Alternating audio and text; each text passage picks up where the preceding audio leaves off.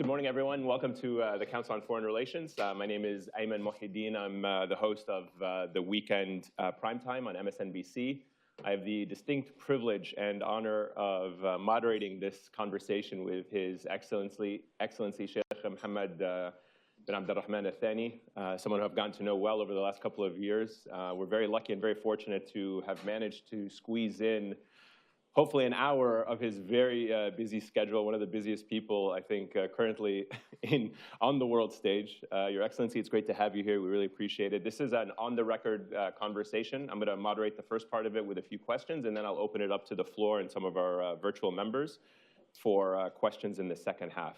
So really, really appreciate you making time for us.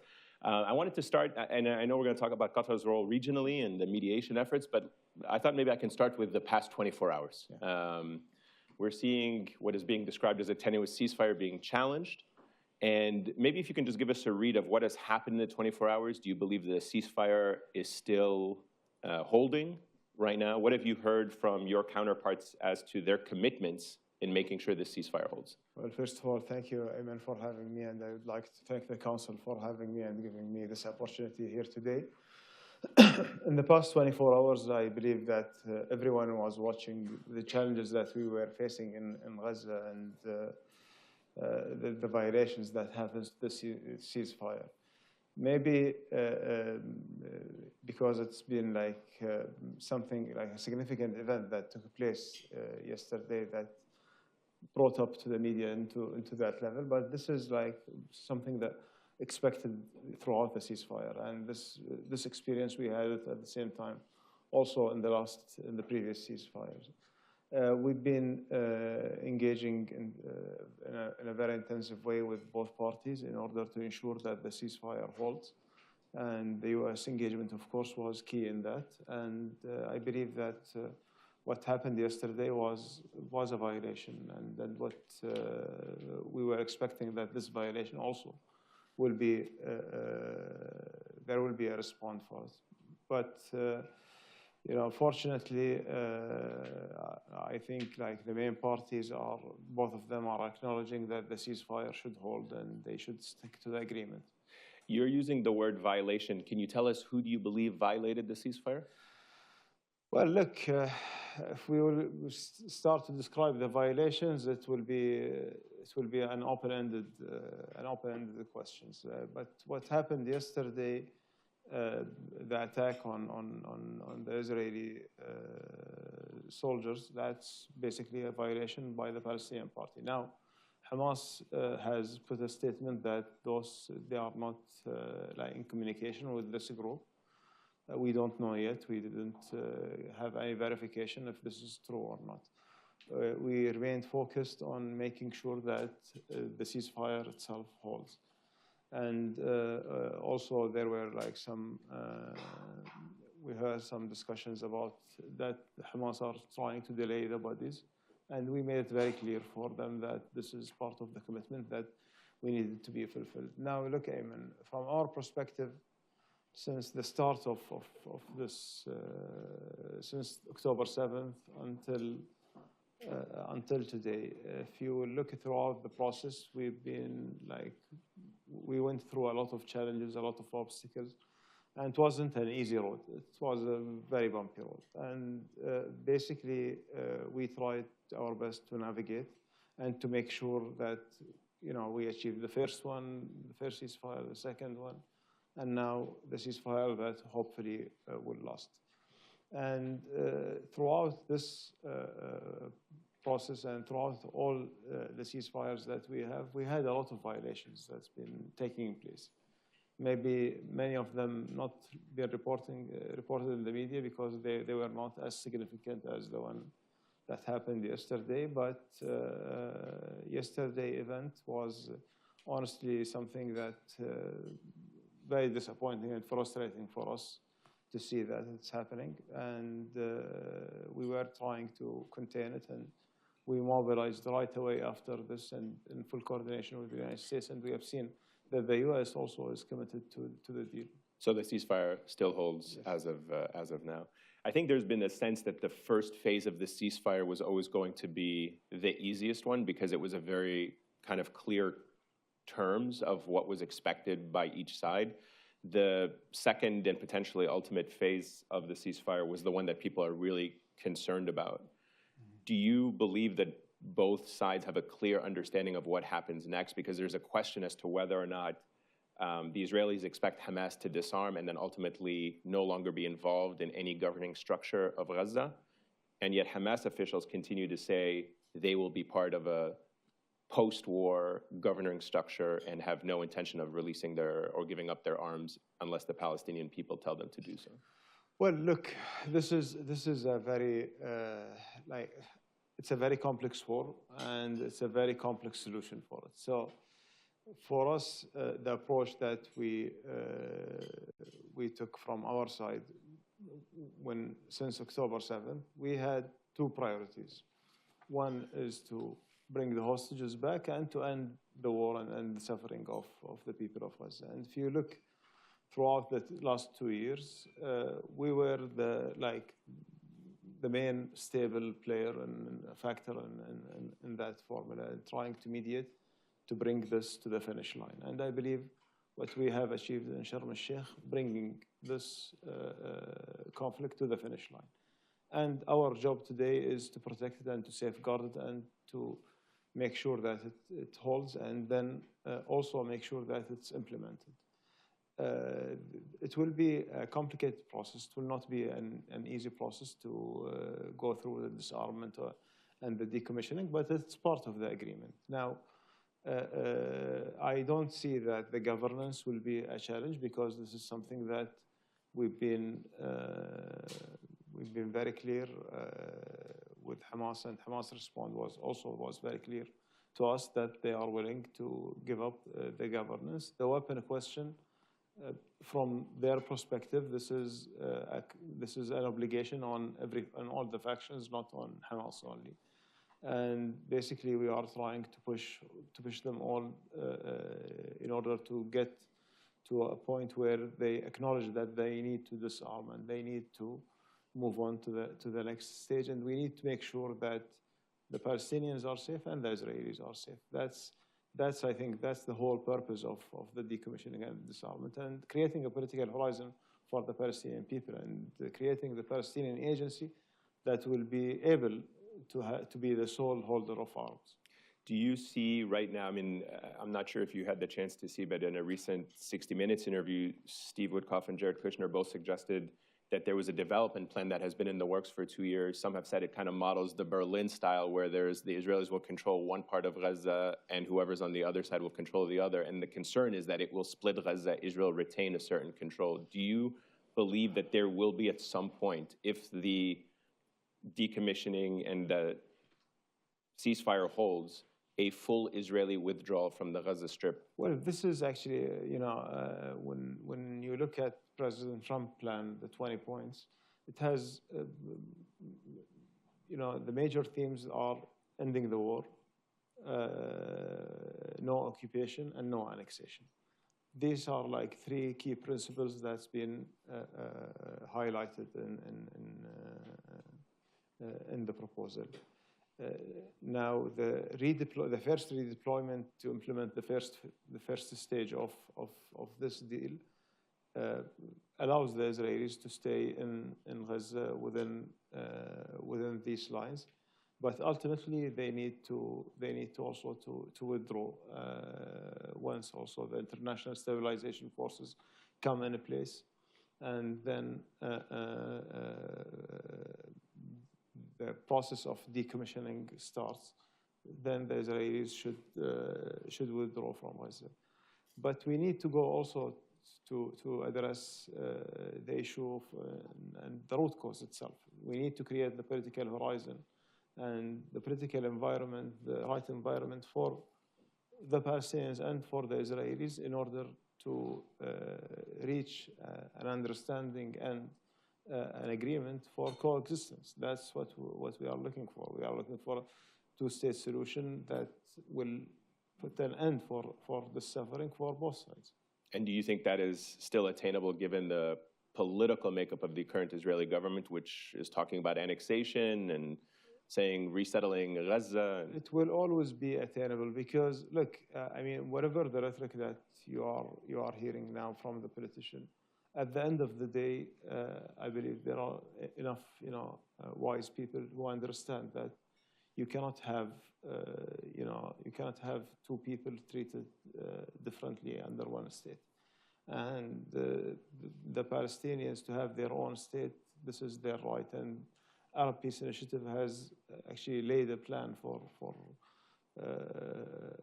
Israel to normalize with the region in exchange of the statehood for the Palestinians and providing Israel with the guarantees.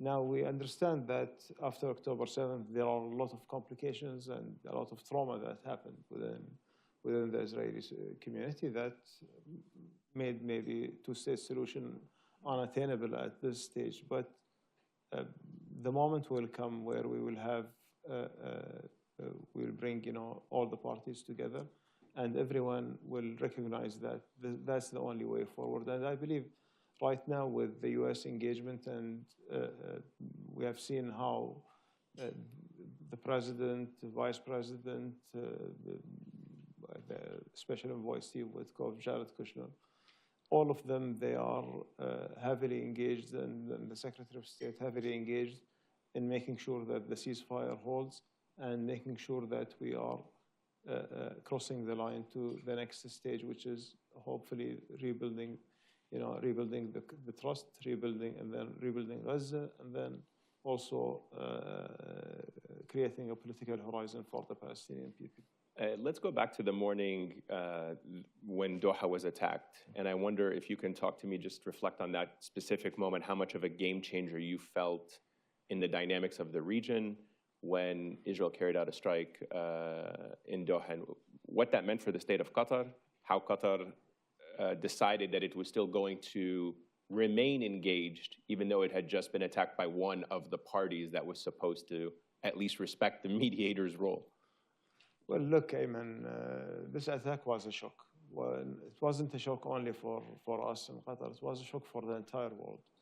And if you look at where the attack happened and how it happened, how it took place, it happened in a neighborhood, in a residential area where it's like a well-known location that this is the location where the negotiations are taking place. And also, there are schools, embassies around these buildings. And the trauma that they created for the Qatari people actually is also something like affected them significantly. Yet, we still have a responsibility as a country to protect our citizens, to ensure that there are enough security assurances and security guarantees for them, and actually also ensuring that our role will remain adding value to put an end for the conflict and will not be affected. We always, if you look at the pattern of our policies, Ayman, in the last 10 years, we always take the high road. We always try to pursue diplomacy over any other options. We went through all the legal channels, the diplomatic channels, in making sure that this attack is not repeated and making sure that Qatar and the people of Qatar are protected. And then we resumed the talks. But what the people don't know actually is that on the day after the day of the attack, and when His Highness was speaking with President Trump, and President Trump was telling him that this might represent an opportunity for us to put an end for the war in Gaza, His Highness was very much positive on that. Although we have held all the communication with the Israelis at that time, we remained engaged with the U.S. in order to make sure that we can get to a solution. This might be a bit of a difficult question, but there was some questions as to whether or not the United States knew about the attack. Does Qatar have an assessment as to whether or not, I mean, I know the administration came out and said that they didn't know about the attack, they were notified about the attack, but I imagine that it's a difficult situation for you and your leadership in the sense that on one hand, if America did know about the attack and they didn't warn you, that would be a breach of trust. If they didn't know about the attack, what does that mean that America's closest ally in the region, which receives billions of dollars, can carry out an attack against a very close American ally? Well, I think the attack has affected like the heart of the security architecture of Qatar and the security architecture of the region. Interesting. How because when you look at this is for the first time that an Israeli strike killed someone from the GCC, and it killed a Qatari citizen who was just serving as part of the security details in that location, and he used to serve in the American embassy before that. So. And everyone was shocked. Everyone in the region was shocked. Like, you have seen the leaders from the region, from different countries, they were coming to Qatar, the summits that took place in Qatar. This has shaken like the entire understanding of what kind of security we have. Now, on the U.S. side, we of course, the relationship that Qatar has with the U.S., we deeply appreciate it, we deeply value. And what we hear from the President and the Vice President and the Secretary of State, they were very clear that they have no knowledge about the attack. And of course, we respect what they are saying, and we understand that this is a decision that's been taken solely by the Israelis. But the concept itself to feel betrayed that you are attacking, a mediation while it's ongoing. At the same time, on the day of the attack, there were the Colombians negotiating, and just hundreds of meters away from that location. We had the Rwanda and DRC negotiations ongoing, and having this attack in Qatar on 9th of September has actually shocked the world that a country that doing all these kind of mediations being attacked, this has never been thought of.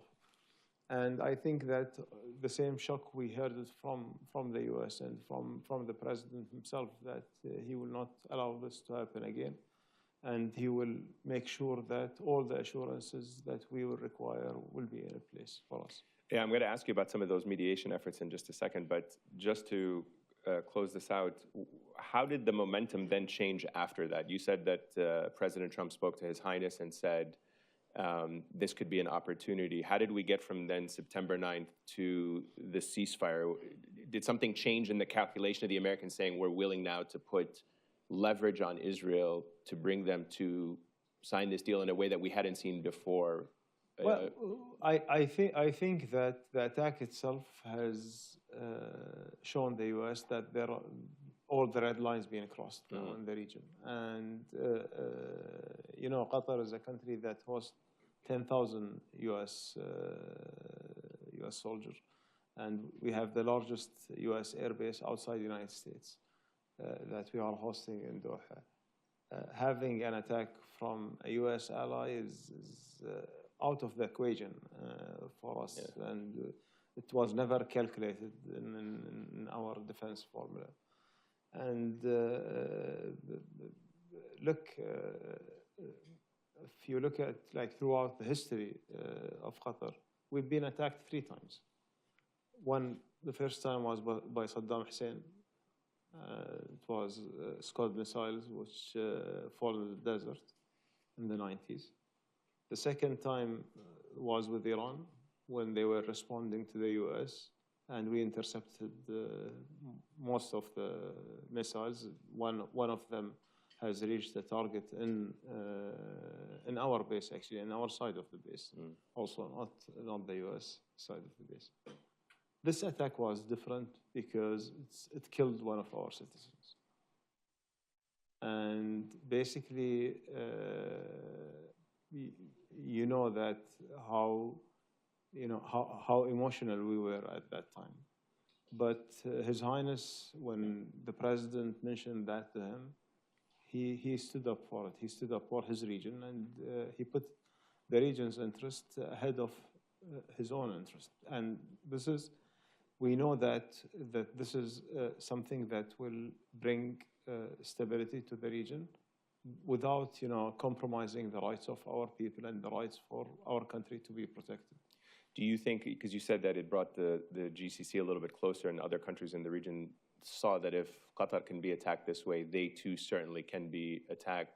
Did that change the calculation? Do you have any insight whether it changed the calculation of other countries in the region as to how they perceive Israel, and whether or not a country like Saudi Arabia would go ahead with Abraham Accords? No, definitely. Actually, it affected how the GCC looking at Israel now, because when they see the attack on one of the countries, you have seen like the first leader who visited Qatar was Sheikh Mohammed bin Zayed, the president of United Arab Emirates, and then the next day we have the summit, and we have the Crown Prince of Kingdom of Saudi Arabia, and we have the defense ministers coming together a couple of days after the attack in order to coordinate and to recalibrate our defense formula.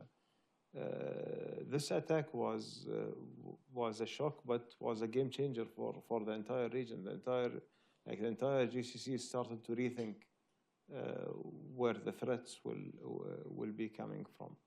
Now we have seen, we have witnessed a lot of conflicts, and we have mediated in a lot of conflicts, and we went through a lot of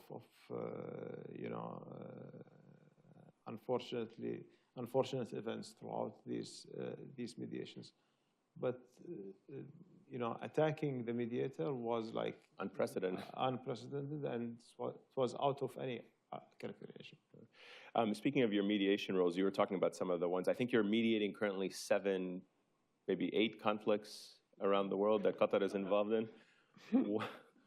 Why? Why do you want to take on the headache of negotiating one is fine, but then negotiating 8 around the world? Why take on that responsibility and put yourself in a situation where you constantly are in these high stakes talks? Look, you have, if you are a state, you are between 2 choices. Either you are a passive and just stay there and doing nothing about it. I'm a small country. Thanks God, I'm blessed with resources. I have a small population, and I can just, focus on my country and my country development, and this is our priority for. But the region that we are living in, it's not it's not an easy region. It's a region that has a lot of history, has a lot of baggages that came from this history, and also you see proxies, ancient wars everywhere. We found out that Qatar's ability to move in a discreet way and below the radar, and making sure that conflicts can be resolved, even sometimes it can be prevented before it happens, and can be resolved in quiet rooms, and we proved that successfully. Qatar became a responsible player in that field, and mediation actually is something that's enshrined in our constitution, and since the founder of the country, Sheikh Jassim, he's someone who was always calling for peace, always calling for engagement, for dialogue. And this is just, a heritage that we have, and we are happy that today we are defined as global mediator, not only for the region, but this trust that we have built throughout the years in our mediations in the region made our mediation becoming more global. And you see that it's going all the way from Latin America to Africa to Asia, and that's basically what we are doing. Are you making progress on any of the other ones that you feel will be resolved? I mean, you talked about Colombia, you talked about Rwanda. Which one are you most optimistic about? All of them are ongoing right now. Honestly, I cannot, distinguish one from another. But for example, with the recent conflict between Pakistan and Afghanistan, we hosted a round of talks that led to a ceasefire. Now the second round of talks to extend the ceasefire has been ongoing in Turkey in the last few days. And this is something which we are hoping that we'll see a result as soon as possible. But then DRC and Rwanda, it's also a very complex issue. We try to make sure that progress in the right direction, and that we have enough understanding in order to propose for them a meaningful solutions.